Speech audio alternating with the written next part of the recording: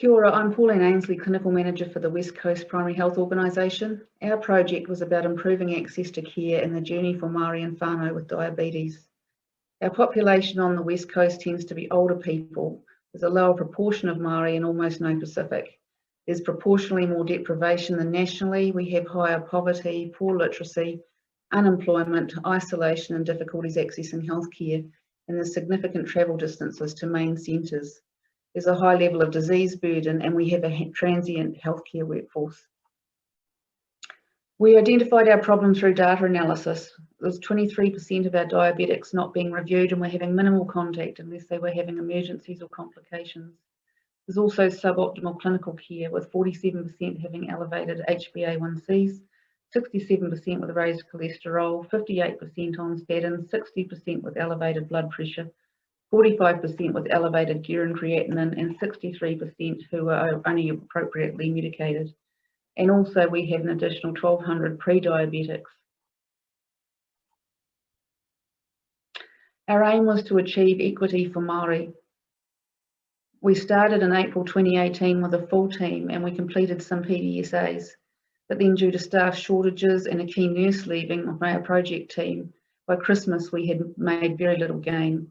So we changed our focus to just on Māori, and Potini Waiora, our Māori provider, saved the day by being able to work with this cohort.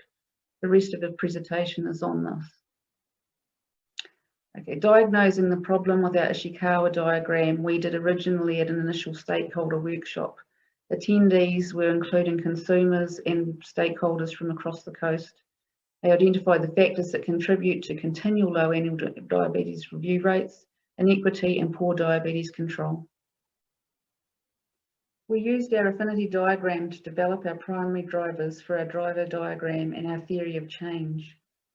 Our key themes were improved care coordination and delivery, timely access, improved patient experience and relationship, and accurately identified population. Consumers were involved from the beginning of the project to capture their experience and what their needs are.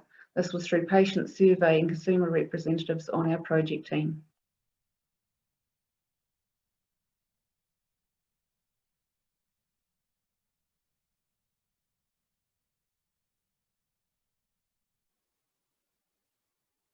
Patients were largely happy with their annual reviews and they liked continuity of care.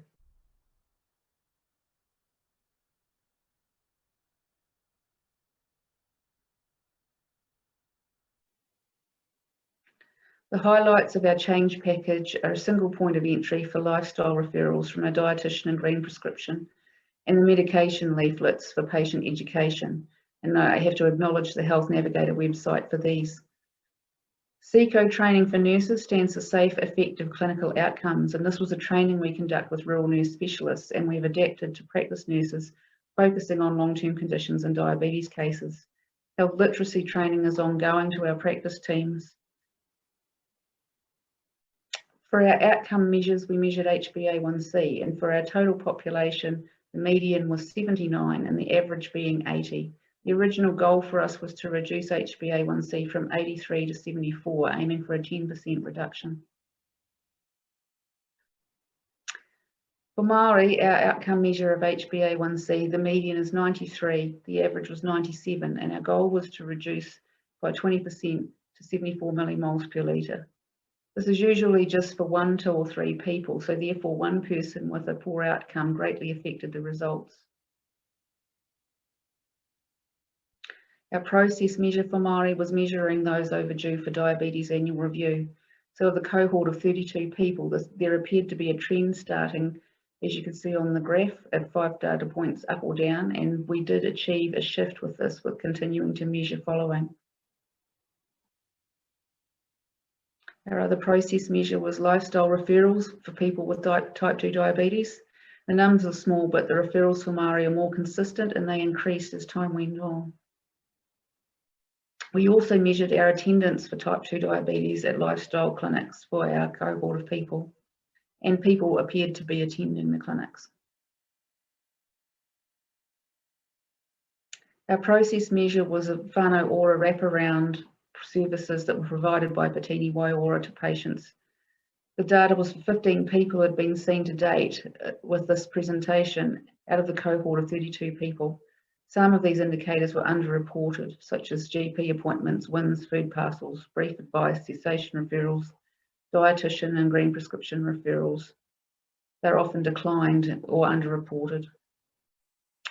One of our case studies was a lady with mental health and anxiety issues. She also lived in seclusion and had frequent DNAs. She wouldn't answer her phone or respond to texts, and she had mobility issues.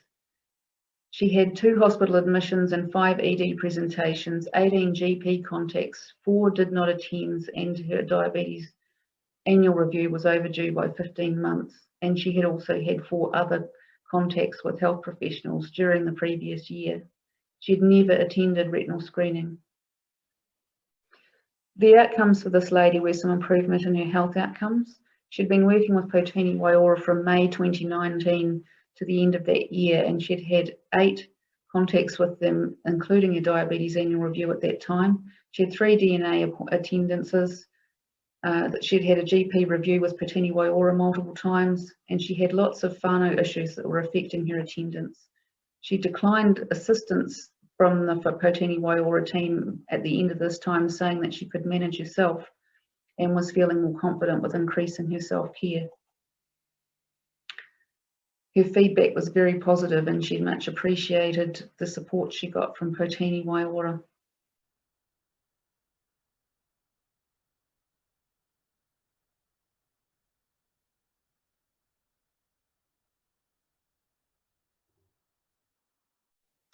The key challenges we had were staff shortages and maintaining momentum.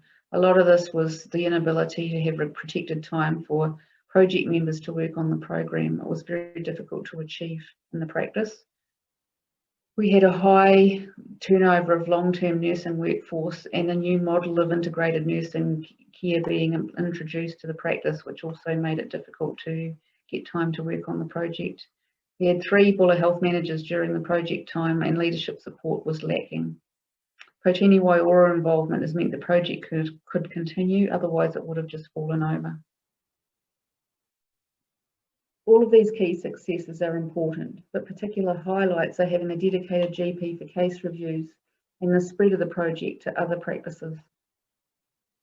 An example with the spread is the Greymouth team that have a nurse practitioner and a GP, with the whānau ora nurse, a pharmacist, a diabetes nurse specialist involved in the team. A case study is an example of a man who was overdue for a CBRA, and he was visiting the practice for a script. The whānau ora nurse saw him at the practice and said, "Get bloods off that man." The GP did that, and the result was a new diagnosis of diabetes. By the time the man went to pick up his usual prescription from the pharmacy, the script had been sent with an added diabetes medication. The pharmacist advised the patient that he had a new diagnosis of diabetes and gave him medications with detailed education before the whānau ora nurse or GP had even been able to talk to him to give him the diagnosis.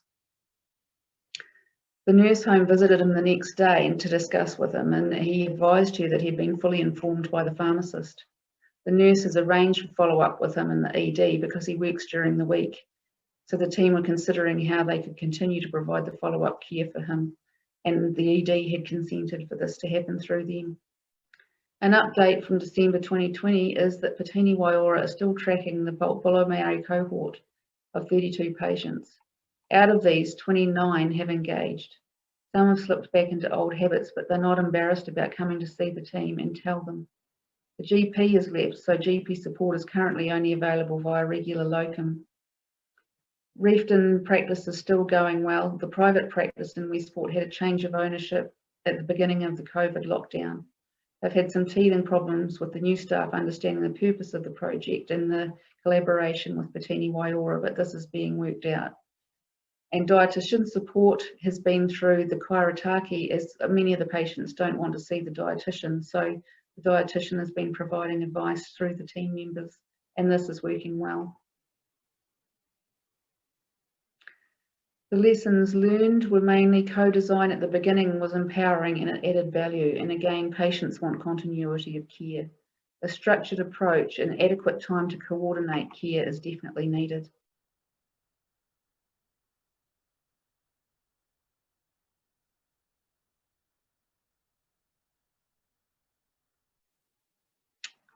Any questions?